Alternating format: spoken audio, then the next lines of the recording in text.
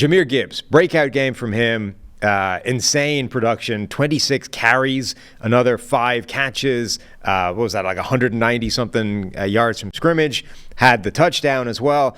And the thing that stood out to me was not, hey, Jahmyr Gibbs, this guy that was drafted really high and they took a lot of crap for it, making plays. It was they stopped the pretense of let's make him into this offensive weapon, creative, line him up in weird places. Just put him at running back and give him a full workload and it works. This is the thing with these guys that are insanely fast, insanely dynamic, athletic, all those things. Just put them at the position and let them have the ball.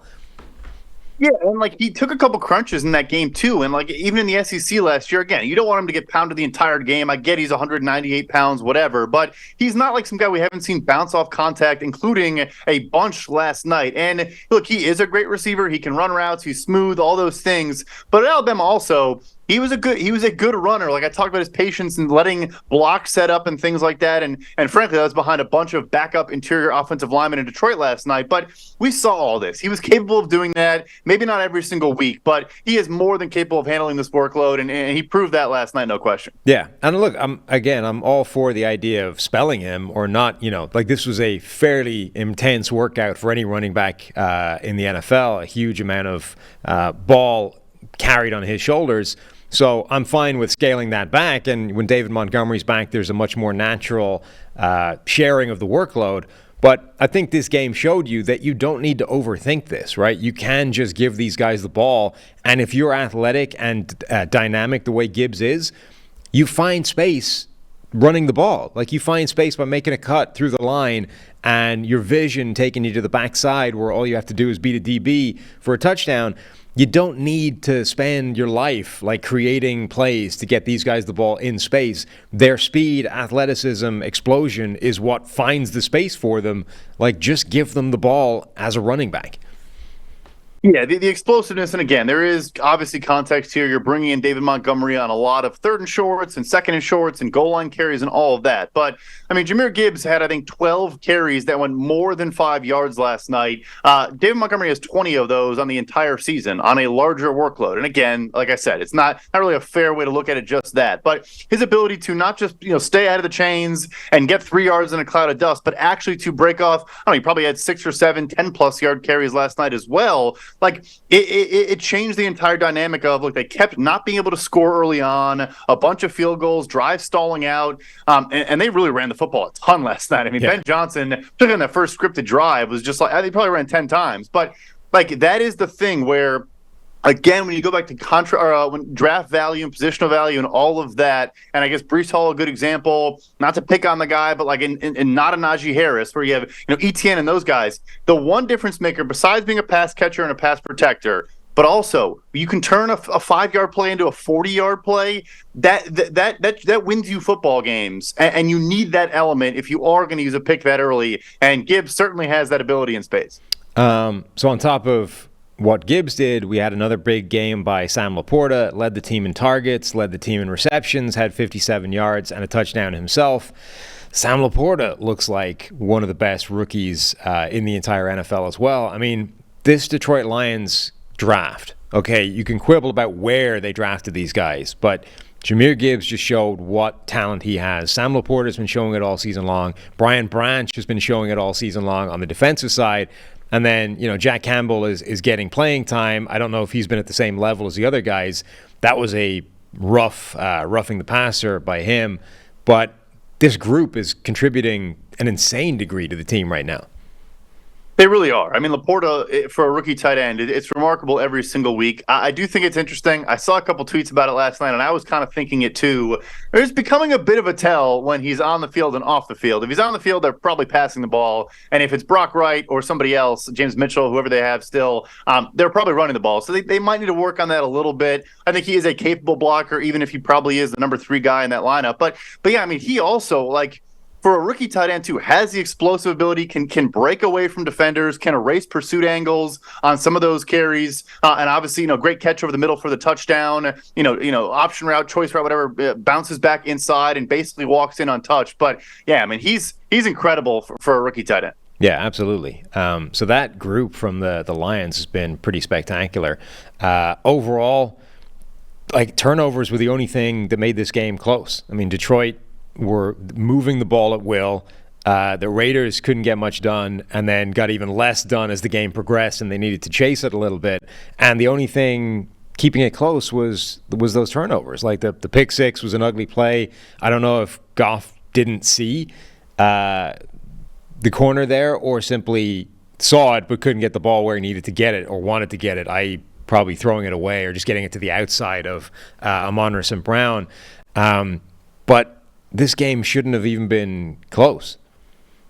I mean, like yardage-wise, it was I don't know, like 600 yards, about 150 yards, I think, something like that. Maybe 157 total net yards was what the Raiders had. The Lions had almost 500.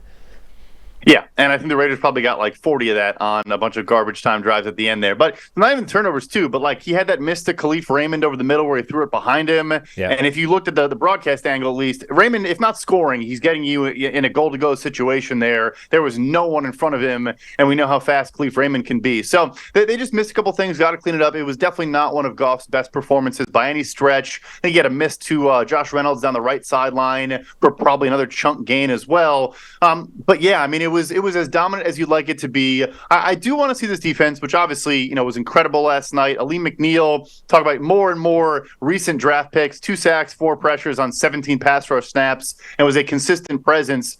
I want to see them do this against a good offense, a good, obviously Baltimore went buck wild on them last week, but they are starting to continue to kind of stack these games against inferior opponents, and that next step should come where they can also do it against the better offenses in the league. Right. It is an important step for them. They, in addition to the turnovers, they, as you say, left plays on the table as well. Between a couple of off-target throws, there was Amon-Ra St. Brown doing his best Justin Fields impersonation and passing up a wide-open dude in the end zone and just sort of taking a busted play rather than – I have literally no idea why he didn't throw the ball. I mean, it was a play that at the time looked like it was designed for him to throw it, and he decided not to, tucked it down.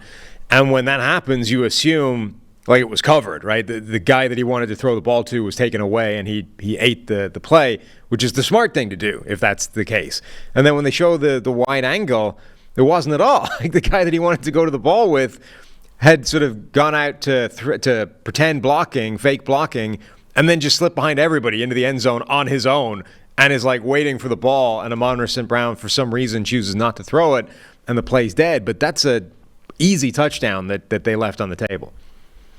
I think it was Khalif Raymond, and he probably had 10 yards of separation in both directions. Like there was a DB in the corner of the end zone, and there was a DB probably 3/4 of the way the other direction, and he was standing right there. Yeah, like Amon-Ra probably, I don't know, doesn't trust his arm strength, things like that. You want to understand why a guy wouldn't do it, but I'm not even sure the DB that was closest was even breaking on the ball. I think he was looking the other direction too. Like it was as wide open as a guy is ever going to be in the end zone. That was a +2 from Ben Johnson, and probably a minus whatever for Amon-Ra. Yeah, it's amazing. I've got it. I tweeted the still image of Khalif Raymond standing there in the end zone or on his way into the end zone with his hands out wide. Amon-Ra with the ball about to throw it. Now look, there's a few defenders heading in his direction, but it's like a dink over the top that is 20 yards max that he needs to get that ball for it to be an easy touchdown, and he's got literally a circle of 10 yards of space in every direction for his intended receiver. Absolutely play left on the table there. Let's go to the other team now. And let's start with Davante Adams, I think, because he agitates his way out of Green Bay. He goes to the Raiders, which is, a team that he wants to play for, a quarterback that he wants to play for, his old college teammate in Derek Carr. That gets blown up. Derek Carr gets dumped out of there.